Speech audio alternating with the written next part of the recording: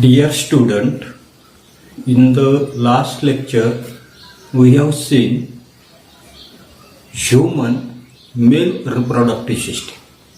विद्यार्थी मित्रांनो, मागच्या तासाला आपण त्या ठिकाणी मानवी असणारे जे काही पुरुष प्रजनन संस्था ज्या आहेत तर ती पुरुष प्रजनन संस्था त्या ठिकाणी पाहिली. याच्यामध्ये आपल्या लक्षात येता नसते की असणारे जे काही मेल रिप्रोडक्टिव्ह सिस्टीम जे आहे तर याच्यामध्ये टेस्टिस असतात, वृषण असतात, व्हेरियस डक्ट्स अँड ग्लॅड्स असतात. विविध अशा प्रकारचे असणारे काही नलिका ग्रंथी त्याच्यामध्ये असतात. त्याच्यानंतर स्क्रोटम असतंय. त्याच्यानंतर असणारे जे काही हे जे काही असणारे जे काही टेस्टिस जे आहेत तर त्या टेस्टिस त्या ठिकाणी स्क्रोटम मध्ये असतात. त्याचबरोबर पुन्हा आपल्या त्या ठिकाणी लक्षात येत नसते की हे जे काही असणारे काही टेस्टिस जे आहेत तर त्या outside of the abdominal cavity असतात, म्हणजे उदर पोकळीच्या त्या ठिकाणी बाहेर त्या ठिकाणी असतात. त्याच्यानंतर त्याचे असणारे काही विविध अशा प्रकारचे असणारे काही अवयव जे आहेत तर ते अवयव त्या ठिकाणी पाहिजे. त्याच्यानंतर असणारे काही टेस्टिस जे आहेत तर त्या टेस्टिसचं फंक्शन्स आपल्याला त्या ठिकाणी माहीत पाहिजे, कारण मार्च 2020ला त्या ठिकाणी give the function of testis अशा प्रकारचा प्रश्न जो आहे तर तो प्रश्न त्या ठिकाणी विचारलेला होता. आता या ठिकाणी असणारे काही टेस्टिस जे आहे तर त्या टेस्टिसचं एक फंक्शन आपल्याला सांगता येईल की प्रोडक्शन ऑफ स्पर्म, म्हणजे असणारे जे काही शुक्राणू जे आहेत तर त्या शुक्राणूची निर्मिती करण्याचं काम त्या ठिकाणी काय करता दिसतं तर त्या ठिकाणी टेस्टिस जे आहेत तर त्या टेस्टिस त्या ठिकाणी करता दिसतं. त्याच्यानंतर आपल्याला माहिती आहे की शुक्राशयाच्या बाहेर असणारा जो काही शुक्राशयाचा असणारा जो काही सेमिकल व्हेसिकल जे आहेत तर याच्यामध्ये असणारा जो काही स्राव जो आहे तर तो स्राव या ग्रंथीमध्ये त्या ठिकाणी स्रावला जातो. तर असणारे जे काही पूर ग्रंथी ज्याला आपण त्या ठिकाणी पुरस्थ ग्रंथी ज्याला आपण त्या ठिकाणी प्रोस्टेट ग्लॅंड त्या ठिकाणी म्हटलेले आणि कावसर ग्रंथी आणि हा जो काही स्राव जो आहे तर तो स्राव मूत्रजनन असणारे जे काही वाहिनी जे आहे तर त्या वाहिनीमध्ये त्या ठिकाणी स्रावला जातो. अशा प्रकारचा असणारा काही भाग जो आहे तर तो भाग आपण त्या ठिकाणी मागच्या तासाला त्या ठिकाणी पाहिला होता. याच्यानंतर पुढे आपल्याला पाहिजे तर त्या ठिकाणी असणारे जे काही फिमेल रिप्रोडक्टिव्ह सिस्टीम, म्हणजे असणारे जे काही मानवी स्त्री प्रजनन संस्था जी आहे तर ती मानवी स्त्री प्रजनन संस्था आपल्याला त्या ठिकाणी पाहिजे. की all the organs of the female reproductive system are in the abdominal cavity. स्त्री प्रजनन संस्था जी आहे तर त्या स्त्री प्रजनन संस्थेमध्ये असणारे सर्व अवयव ॲबडॉमिनल कॅव्हिटी म्हणजे असणारे जे काही उदर पोकळी जी आहे तर त्या उदर पोकळीच्या आतमध्ये त्या ठिकाणी असतात. It includes a pair of ovaries. याच्यामध्ये काय होतं नसते की अंडाशय जे आहे तर त्या अंडाशयाची एक जोडी त्या ठिकाणी असते. या ठिकाणी एक अंडाशय दाखवलं, या ठिकाणी आपण एक अंडाशय, म्हणजे अशा प्रकारचे असणारे काही ओव्हरी जे आहे तर त्या ओव्हरीची ती एक जोडी त्याच्यामध्ये त्या ठिकाणी असते. त्याच्यानंतर आपल्याला सांगता येईल ए पेअर ऑफ ओव्हिडक्ट. त्याच्यानंतर असणारे जे काही अंडनलिका जी आहे तर ती अंडनलिका या ठिकाणी आपण दाखवलेली, त्या अंडनलिकेची एक जोडी या बाजूला एक दाखवली. अशाच पद्धतीची याही बाजूला आपण त्या ठिकाणी ओव्हिडक्ट जे आहे तर त्या ओव्हिडक्टची एक जोडी.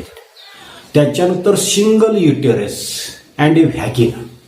त्याच्यानंतर एक अशा प्रकारचं असणारे जे काही युटेरस गर्भाशय जे आहे तर ते गर्भाशय दाखवलेले आणि व्हॅगिना किंवा व्हजायना अशा प्रकारचे त्या ठिकाणी एक एक आपण त्या ठिकाणी आकृतीमध्ये आपल्याला त्या ठिकाणी दिसते. बिसाइड्स ए पेअर्स ऑफ वेनिथुलम ग्लँड्स इज ऑल्सो प्रेझेंट. जे या ठिकाणी असणारे जे काही गर्भाशय एक योनी यांचा त्या ठिकाणी समावेश असतो. याच्या व्यतिरिक्त कंद मूत्रमार्ग त्याला म्हटलेले तर त्या ठिकाणी पार्थोलिन्स ग्लँड्स ज्याला त्या ठिकाणी कंद मूत्रमार्ग जो आहे तर त्याची एक जोडी जी आहे तर ती जोडी त्या ठिकाणी आपल्याला आढळून येताना दिसते. त्या ठिकाणी की बल्बोइरेथल ग्लँड्स ज्याला आपण त्या ठिकाणी काय म्हटलेले मराठीमध्ये त्याला म्हटलेले कंद मूत्रमार्ग. त्या ठिकाणी आकृतीमध्ये तो काही त्या ठिकाणी दाखवलेला नाही. हा जो काही बल्बोइरेथल ग्लँड जी आहे तर ती सुद्धा त्या ठिकाणी आपल्याला आकृतीमध्ये त्या ठिकाणी आकृतीमध्ये नाही पण प्रत्यक्ष त्या ठिकाणी ती असते. Generally, every month an ovum is released in the abdominal cavity alternately from each ovary. की प्रत्येक महिना जो आहे तर त्या प्रत्येक महिन्याला एक अंडपिश अल्टरनेटिव्हली म्हणजे आळीपाळीनं काय होता नसते एक जे काही अंडाशय जे आहे ज्याला आपण त्या ठिकाणी ओव्हरी म्हटलेले, या अंडाशयामधून काय होता नसते उदर पोकळी जी आहे तर त्या उदर पोकळीमध्ये काय केलं ते रिलीज त्या ठिकाणी केली जाते. पुढे generally every month and ohm is released in the abdominal cavity alternatively from the each ovary. Free end of the oviduct is funnel-like. या ठिकाणी आकृती जर आपण पाहिली तर अंडनलिकेचा टोकाकडचा असणारा जो काही भाग जो आहे, म्हणजे काय अंडनलिका जी आहे तर त्या अंडनलिकेचा टोकाकडचा असणारा जो काही भाग जो आहे तर तो कसा आहे, साधारणपणे आपल्याला असणारे जे काही फनेल जे आहे, नरसाळ जे आहे तर त्या नरसाळ्यासारखा त्या ठिकाणी आपल्याला दिसून येताना दिसतो. And opening is present at the centre of it. आणि हे असणारं जे काही टोक जे आहे की त्याचा असणारा जो काही केंद्र भाग जे आहे तर त्या केंद्र भागाशी एक छिद्र जे आहे तर ते छिद्र त्या ठिकाणी असतं. Ovocyte enters the oviduct through that opening. पुढे काय सांगितलेलं आहे की अंडनलिकेचा टोकाकडचा असणारा जो काही भाग जो आहे तर तो नरसाळ्यासारखा असतो. त्याच्या केंद्रभागी त्या ठिकाणी एक छिद्र असतं आणि ते असणारे जे काही ओपनिंग जे आहे, छिद्र जे आहे तर त्या छिद्रामधून अंडपेशी जी आहे तर ती अंडपेशी काय होता नसते तर अंडनलिका जी आहे तर त्या अंडनलिकेमध्ये काय करता नसते प्रवेश त्या ठिकाणी आपल्याला करताना त्या ठिकाणी दिसून येतात. Cilia are present on the inner surface of the oviduct. या ठिकाणी अंडनलिका जी आहे तर त्या अंडनलिकेचा असणारा जो काही आतला भाग जो आहे तर त्या आतला भागामध्ये त्या ठिकाणी रोमक जे आहे तर ती रोमक त्या ठिकाणी असतात.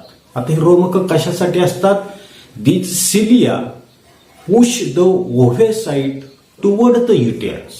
आणि ही जी काही रोमक जे आहे तर ती रोमक अंडपेशी जे आहे तर त्या अंडपेशीला काय करत असतात, हे जे काही युरेटर्स जे आहेत गर्भाशय जे आहेत तर त्या गर्भाशयाकडे त्या ठिकाणी ढकलण्याचं काम त्या ठिकाणी करताना दिसतं. त्याच्यानंतरच पुढचं आपल्याला पाहिजे गॅमेटी फॉर्मेशन.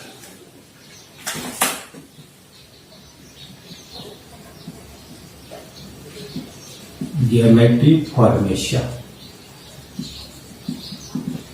आता गॅमेटीचा अर्थ आपल्या लक्षात आला की युग्मक जे आहे तर ते युग्मक निर्मिती.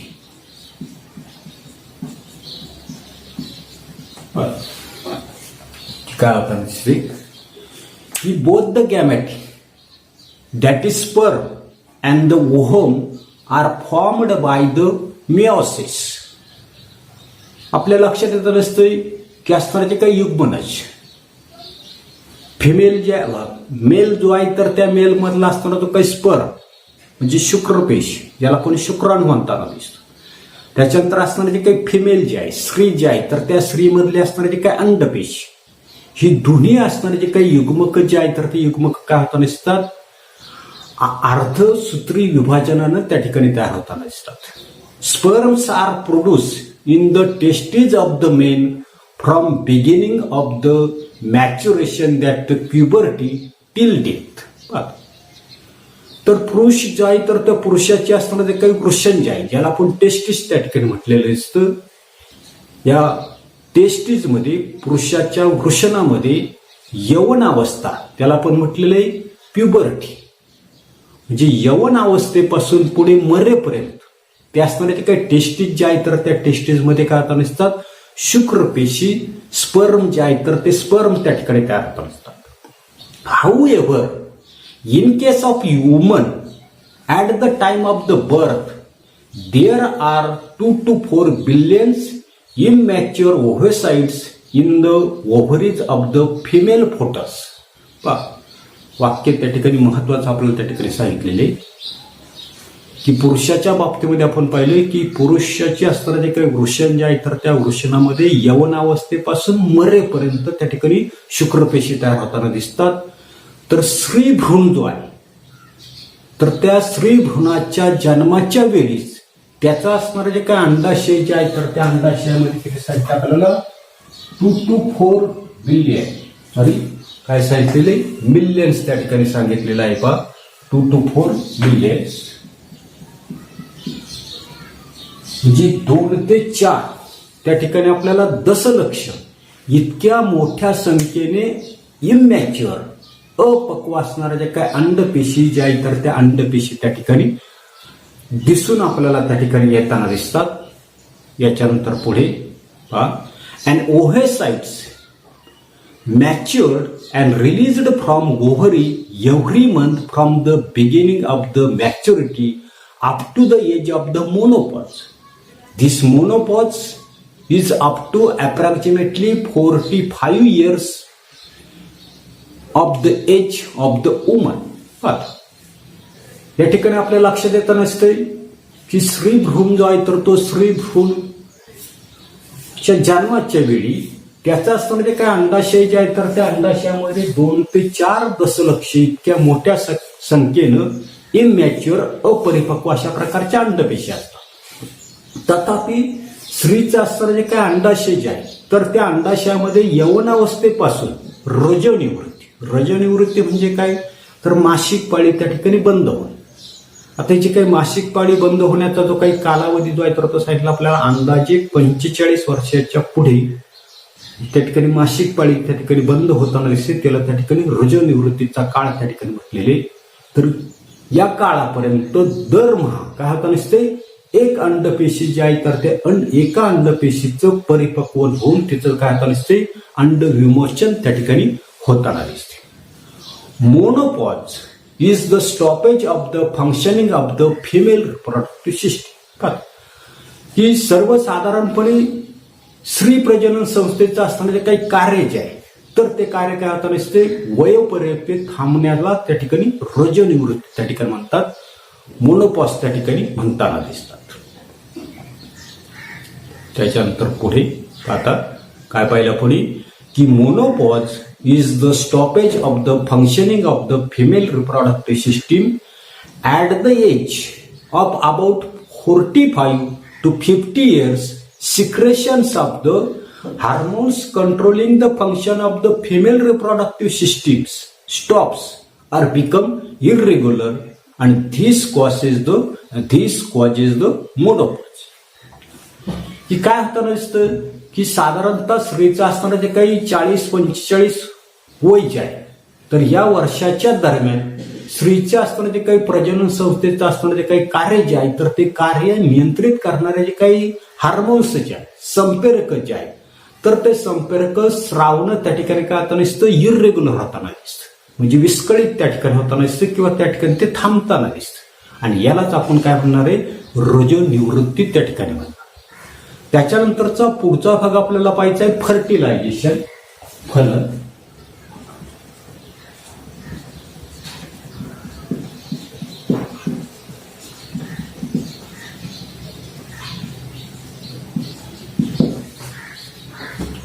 आता फर्टिलायझेशन कशाला म्हणतो तर formation of zygote by the union of the sperm and the ovum is called fertilisation. काय म्हटलेले फर्टिलायझेशनची व्याख्या formation of zygote by union of sperm and ovum is called fertilization.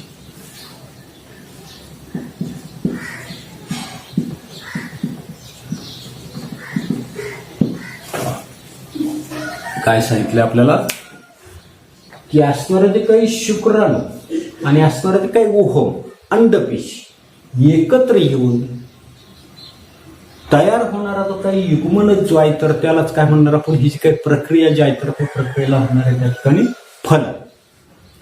आता पुढे fertilisation is internal in humans, हे वाक्य त्या ठिकाणी लक्षात ठेवायचे की मानव जे आहे तर त्या मानवामध्ये फलनाची असणारी जी काही प्रक्रिया जी आहे तर ती शरीरांतर्गत त्या ठिकाणी होताना दिसते। एक्सटर्नल फर्टिलायझेशन सुद्धा आहे, परंतु आपल्याला ते एवढंच त्या ठिकाणी लक्षात ठेवायचे की मानव जे आहे तर त्या मानवामध्ये फर्टिलायझेशनची फलनाची प्रक्रिया त्या ठिकाणी शरीरांतर्गत त्या ठिकाणी होताना दिसते। आता कशी पहा की semen is ejaculated in the vagina during copulation. या ठिकाणी कॉप्युलेशन त्या ठिकाणी म्हटलेले शब्द फक्त लक्षात ठेवायचे. कॉप्युलेशन त्याला म्हटलेले मराठीमध्ये समागम. की काय होतं नसतं की समागमाच्या वेळी स्त्रीचं असणारे जे काही योनीच्या व्हाजायनाच्या तर त्याच्यामध्ये काय केलं तर सिमेन म्हणजे युरिया जो आहे तर ते युरिया काय केलं जातं तर त्या योनीमध्ये त्या ठिकाणी स्रावलं त्या ठिकाणी जातं. Sperm in the numbers of the few millions start their journey by the route of the vagina ureters oviduct. काय सांगितलेलं आहे की हे जे काय असणार जे काही सिमेन जे आहे वीर्य जे आहे तर त्या वीर्यामध्ये काही दशलक्ष अशा संख्येने असणारे जे काही शुक्राणू जे आहे तर ते शुक्राणू काय होतात असतात या ठिकाणी असणारे जे काही व्हाजायना योनी मार्गानंतर आपल्याला काय दिसतंय तर या ठिकाणी असणारे जे काही गर्भाशय आणि या गर्भाशयामधून पुढे काय होतं नसते तर असणारे जे काही ओव्हिडक्ट जे आहे तर त्या ओव्हिडक्ट म्हणजे अंडनलिका जे आहे तर त्या अंडनलिकेपर्यंत ते असणारे जे काही शुक्राणू जे आहेत ते शुक्राणू त्या ठिकाणी काय करत असतात प्रवास त्या ठिकाणी करताना आपल्याला त्या ठिकाणी दिसून येतात असतात.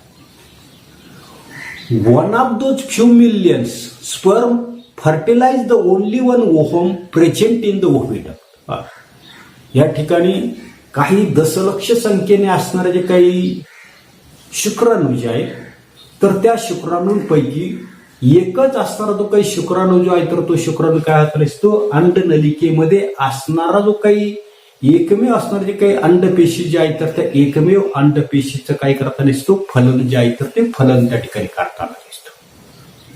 त्याच्यानंतर पुढे from the age of the puberty up to the menopause म्हणजेच त्या ठिकाणी पाहता एज ऑफ द प्युबर्टी त्या ठिकाणी काय म्हणले from 10 to 7 of the age and up to menopause किती सांगितलं आपल्याला वय तर 45 ते 50. And ovum released every month from the ovary that is out of 2 to 4 millions ovocytes approximately only 400 ovocytes are released up to the age of the menopause. पाहता काय सांगितलं या ठिकाणी काय सांगितलं आपल्याला की from the age of the puberty म्हणजे यवन अवस्था वयामध्ये येण्याची जी काय अवस्था जी आहे तर तिला म्हटलेलं तर त्या ठिकाणी प्युबर्टी. आता वयामध्ये सर्वसाधारणपणे 10 ते 17 वर्षापर्यंत मुली ज्या आहेत तर त्या वयामध्ये त्या ठिकाणी येतात नसतात.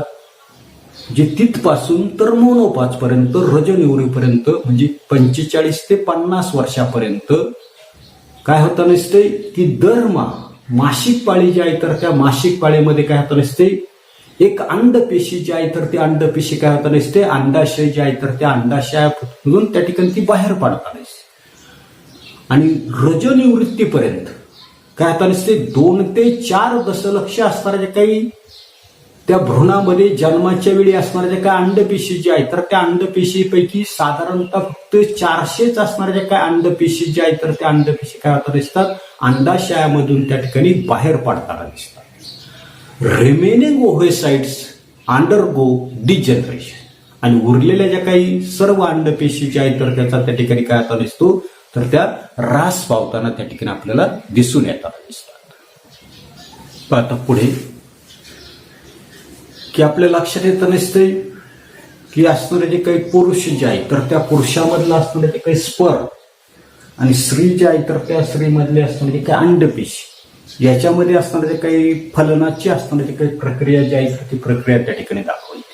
आता काय होतं नसते की ovocytes released from the ovaries during the last few months nearing the age of the menopause are 40 to 50 years old. की रजनिवृत्तीचा वय जे आहे आता रजनिवृत्ती म्हणजे काय तर मासिक पाळी 40 ते 45 वर्षाच्या दरम्यान त्या ठिकाणी काय होता नसते बंद होता म्हणजे हा जो काही रजनिवृत्तीचा असणारा जे काही वय जे आहे तर ते वय जवळ येताना शेवटच्या काही वर्षामध्ये काय होता नसते अंडाशयातून बाहेर पडणारे जे काही अंडपेशी जे आहे तर ती सर्वसाधारणपणे 40 ते 45 वर्ष जुनी असतात. आता का तर आपण मागे त्या ठिकाणी पाहिले, मागाशी त्या ठिकाणी पाहिले की ज्या वेळेला भ्रूण जो आहे तर तो भ्रूण जन्माला येतो तर त्याच वेळेला त्याच्यामध्ये काय होता नसतात, या ठिकाणी असणारे जे काही अंडपेशी जे आहेत तर त्या अंडपेशी त्या ठिकाणी तयार त्या ठिकाणी असतात. आणि म्हणून त्या ठिकाणी आपल्याला लक्षात नसते की रजोनिवृत्तीचे वय जवळ येताना शेवटच्या काही वर्षामध्ये अंडाशयामधून बाहेर पडणारे जे काही अंडपेशी जे आहेत तर त्या कशा असतात, 40 ते 45 वर्ष त्या ठिकाणी जुन्या त्या ठिकाणी असतात. Their ability of the division has been diminished till now. आणि याच्यामुळे काय होतं असते, हे जे काही 40 ते 45 वर्ष जुने असणारे जे काही अंडपेशी जे आहेत तर त्यांच्या विभाजनाची असणारी जे काही क्षमता जी आहे तर ती क्षमता त्या ठिकाणी कमी त्या ठिकाणी झालेली असते.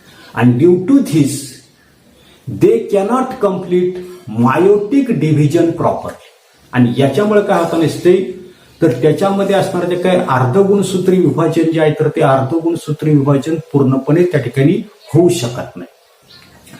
If such oocytes are fertilized, the newborn produced from them may be with the abnormalities like the Down syndrome. पुढे आपल्या लक्षात येतं नसतं अशा प्रकारचे असणारे काही अंडपेशी जे आहेत तर त्या अंडपेशी फलित झाल्या तर त्याच्यापासून तयार होणारे जे काही अपत्य जे आहे, मूल जे आहे तर ते काही असणारे जे काही व्यंग जे आहे. आता कशा कशा प्रकारची व्यंग असतात तर ते आपण आता नफीला त्या ठिकाणी पाहिजे. त्याच्यामध्ये असणारे काही डाऊन सिंड्रोम, संलक्षण सारखी लक्षणं जी आहेत तर ती लक्षणं त्या मुलामध्ये दाट त्या ठिकाणी जन्माला येण्याची शक्यता त्या ठिकाणी असते. पण एवढाच असणारा जो काही भाग जो आहे तर तो भाग आपण या तासाला पाहणार आहोत. पुढील भाग पुढील तासाला पाहू. धन्यवाद.